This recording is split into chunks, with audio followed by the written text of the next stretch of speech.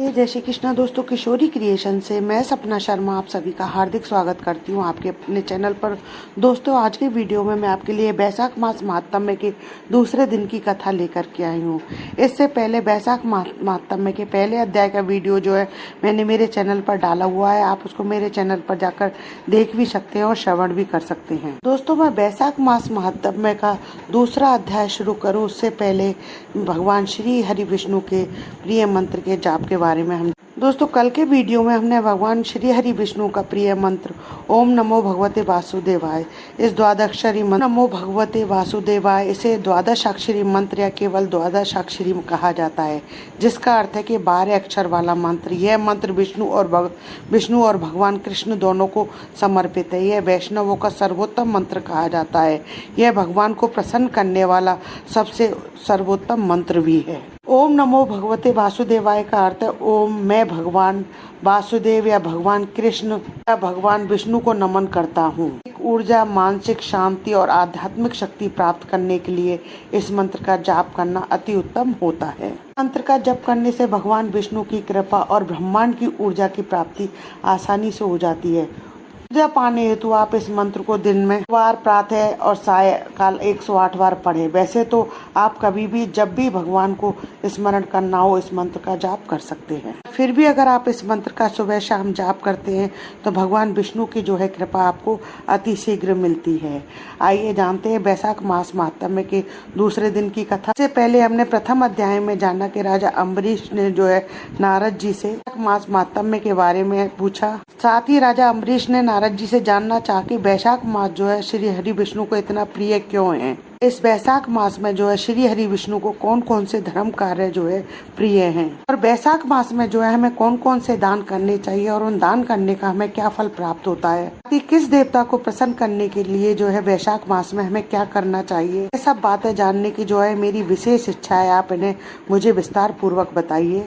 आइए अब आगे का वृत्तांत जो है दूसरे अध्याय में जानते हैं। नारद जी बोले, हे राजन, बैसाख मास के समान कोई दूसरा महीना नहीं है, समयुग के समान कोई दूसरा युग नहीं है, वेद के समान कोई शास्त्र नहीं है, गंगा जी के जैसा कोई तीर्थ नहीं है, जलदान के समान कोई दूसरा दान नहीं है और भार्या के समान जो है दूसरा सुख नहीं है, खेती जैसा कोई धन नहीं है और जीवन के समान कोई लाभ नहीं है, उपवास जैसा दूसरा तप नहीं है, दान जैसा सुख और दया के समान दूसरा धर्म तथा नेत्रों के समान कोई ज्योति नहीं है, भोजन के समान कोई तृप्ति, खेती के समान कोई व्यापार और धर्म के समान कोई हितकारी मित्र नहीं है और सत्य के समान कोई यश नहीं है, आरोग्य समान कोई हर्ष, केशव के समान कोई रक्षक और माधव के तुल्य संसार में कोई पवित्र नहीं है।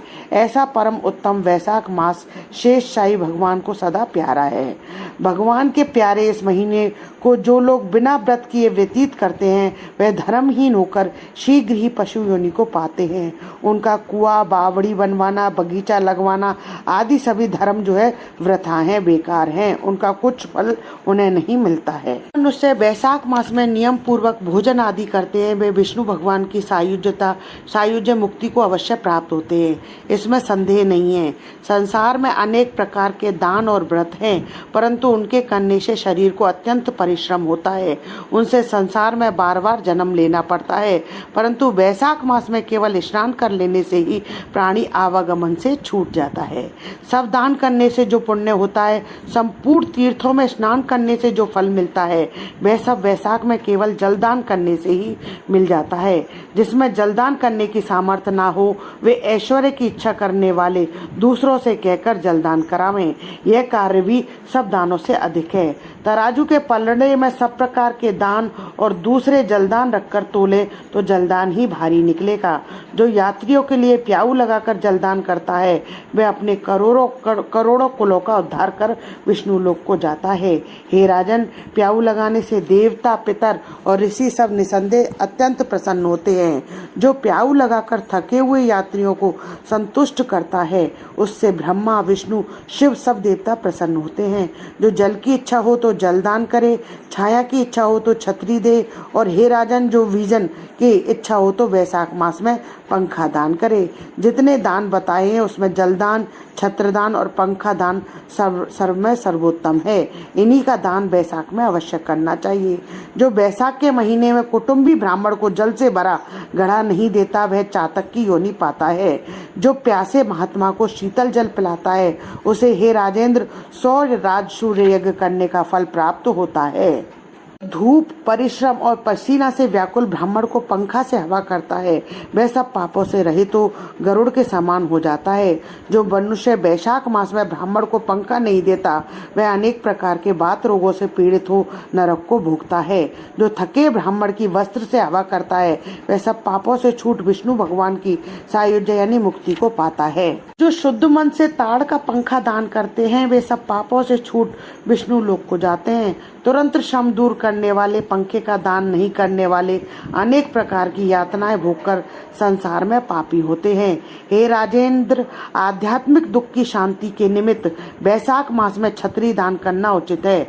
जो मनुष्य विष्णु भगवान के प्यारे इस वैशाख मास में छत्री दान नहीं करते उनको कहीं छाया नहीं मिलती और वे महाक्रूर पिशाच वन पृथ्वी पर घूमते हैं।